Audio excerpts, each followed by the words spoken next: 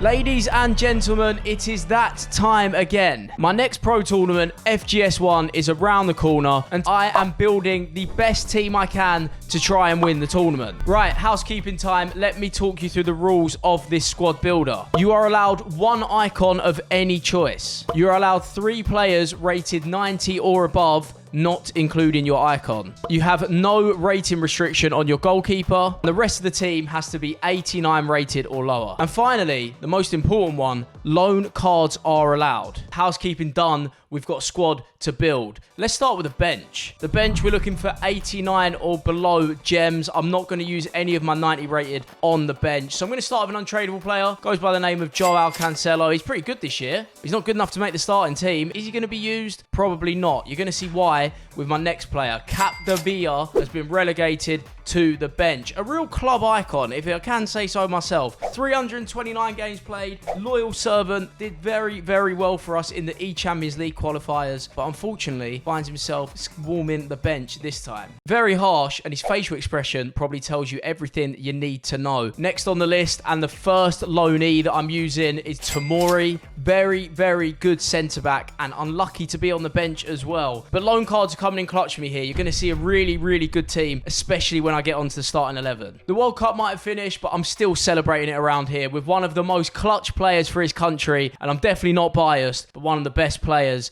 that Croatia has ever seen. Ivan Perisic is on the bench. Really, really good centre mid, and probably going to be my centre mid replacement for the main man you'll see a bit later. Then next to that, we have probably our 3 best subs coming up. The first one is Winter Wildcard Saint-Maximin. Yeah, that's the part where you're meant to sing on the wing, because I'm not going to embarrass myself like that. But Saint-Maximin is in the team. He wasn't good enough to make the starting 11. I did try and flirt with that idea early in the week, but he didn't cut it for me. The next 2 are Colts Heroes of Cheshunt FC. We have a brand new version of Adama Traore. We have Adama Traore on steroids. There's something about the winter promos and Adama Traore that just goes hand in hand. And once again, EA have delivered the goods. 86 Adama Traore with 97 pace, 90 strength. He is arguably the most impactful sub you will ever see. And then my final sub is a man that retains his spot, and I don't think he's going to be leaving this spot anytime soon. Super Miggy Almiron. One of my favourite players, man. There's no reason. He's in it for sentimental value. Will he come on? Probably not. Will he be a great team morale booster? Absolutely. On to the main event, where we see his Newcastle counterpart in goal. It took him about 3 weeks to finally upgrade his card, but Nick Pope is here and he's perfect. 88 rated now. Looks like an absolute unit. Some seriously good stats there. Only thing that's lacking is his pace, and to be honest, I have a very violent relationship with my goalkeepers. I'm saying this right now. I'm recording this a few days before the tournament starts, but on Saturday he might not be in. I don't know. I'm changing them all the time. For now, because he's been upgraded, Pope is in the team. We gained over 10,000 subscribers in December, but 80% of you watching are still not subscribed. The math is not mathing. Hit that sub button, smash it. Whatever you have to do to it, just make sure you subscribe.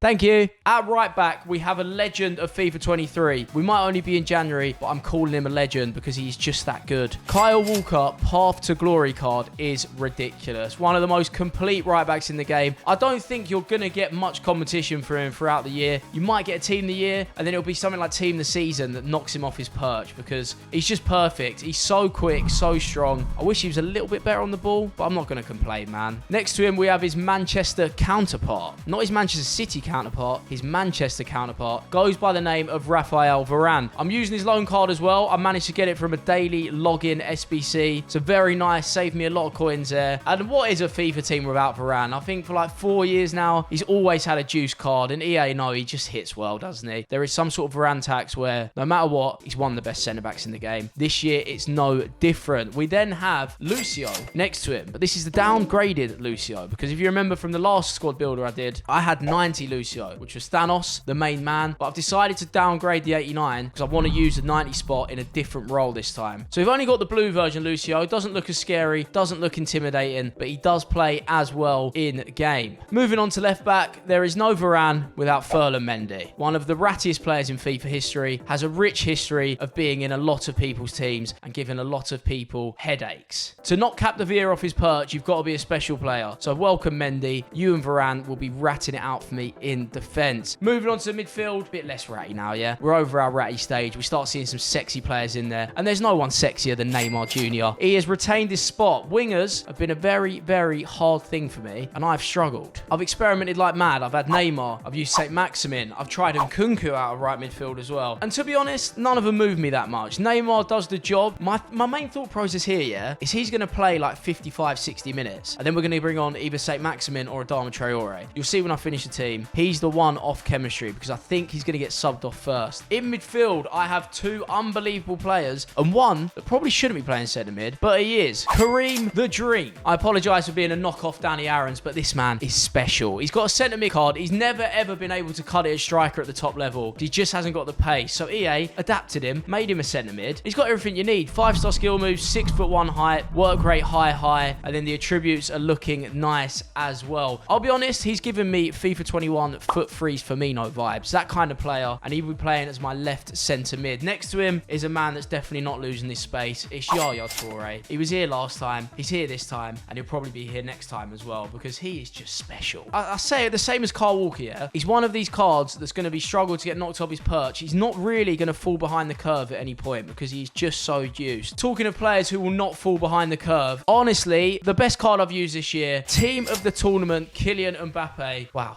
I think my most expensive purchase this year, he is just... I mean, I'm paying it for the dynamic image. Look at him. He just knows he's him. Like, he has just got everything. He is about to rule world football for the next 10 years. And in FIFA, he's just a staple, isn't he? Like, every pro team I make, Kylian Mbappe, you are in. A lot of pros like to use Mbappe on the wing, but he's now definitely a striker. Because the way his shooting's been boosted, that dribbling, the pace as well. He's going to be playing up front for me. Let's go on to the strikers. We're talking about quick players. We're talking about some of the quickest and some of the best players in FIFA. No other than Big Al. I don't know how to say his name, yeah? I think his name is Saeed Al Oriran. But whenever I say it on stream, people think it's funny. So I'm going to call him Big Al, but a man that has 99 pace in this current meta is in my team. To be honest, I feel like the goggles give him a +5 as well. As soon as you take a big touch with him, he is off ski. He's going to be playing left midfield for me because he's not really got it as a striker, and I've obviously got a better striker than him in Mbappe. And for me, he'll be on the wing, Neymar on the other wing, and then we have one more slot to fill. And you get absolutely no prizes for guessing who it is. You might call me a rap for this, or you might say I've got the biggest brain of all time, but I have Prime R9 on loan. This is where EA have taken a massive win. I am the first to be onto them, telling them about the things they do badly, but this is a massive win. If you qualify for the pro tournaments, you are allowed to use loan cards. And what they did over the Christmas period was 11 or 12 daily login SBCs. All you had to do was give a bronze card a day for 12 days straight, and you got a Prime R9. So what I've done, basically, is sell my 94 R9 for about 5 million, which is then funded this team. It looks like Sheikh Mansour